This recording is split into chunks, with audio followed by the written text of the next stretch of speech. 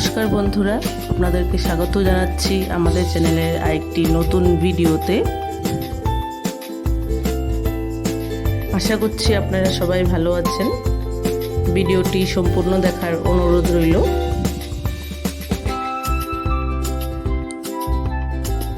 ইতিমধ্যেই মামাতো বোন মিষ্টুর বিয়ের সমস্ত মাঙ্গলিক অনুষ্ঠানের শুভারম্ভ হয়ে গেছে। আজ চলছে পানিখিলির অনুষ্ঠান।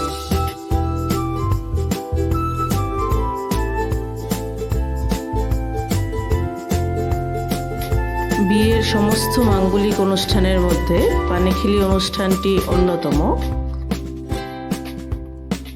এই অনুষ্ঠানটি সম্পর্কে অনেকেই হয়তো জানেন,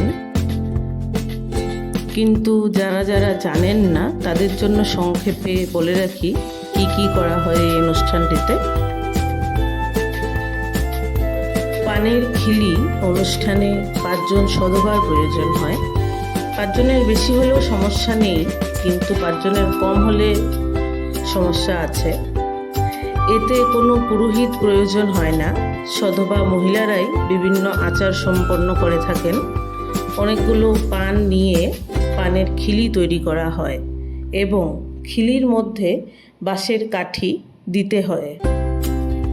বাঁশের কাঠি ছাড়াও সোনা এবং রূপোর 2টি কাঠির প্রয়োজন হয়। পান, সুপারি, খিলি, ধান, দূর্বা, সিঁদুর এই সব কিছু একটি সুন্দর ডালাতে সাজিয়ে নিয়ে অনুষ্ঠানটি সম্পন্ন করা হয়। এছাড়াও এই অনুষ্ঠানে ধান ভেজে ঢেকিতে কুটে নেওয়া হয়। পরবর্তী সময়ে বিয়ের অন্যান্য নিয়মে এই চিড়ের ব্যবহার করা হয়। এখন দেখতেই পাচ্ছেন আপনারা, আমার মামি, মা, মাসি, কাকি সবাই মিলে পানিখিলির ডালাটা নিয়ে মন্দিরে রওনা হয়েছে। মন্দিরে গিয়ে মা কালীর কাছে প্রার্থনা করে আশীর্বাদ নেওয়া হবে।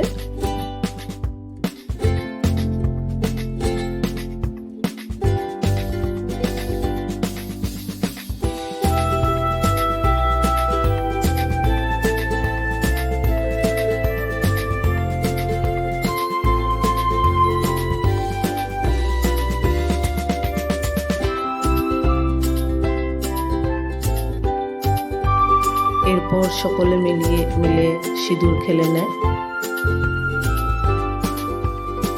যে কোনো শুভ অনুষ্ঠানে সিঁদুর খেলাটা সবাই করে থাকে।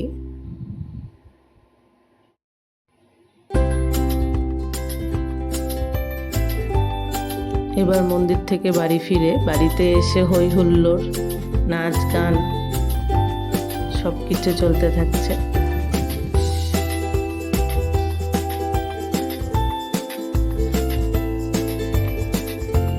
পানিখিলি অনুষ্ঠান মূলত এটাই করে থাকে সবাই।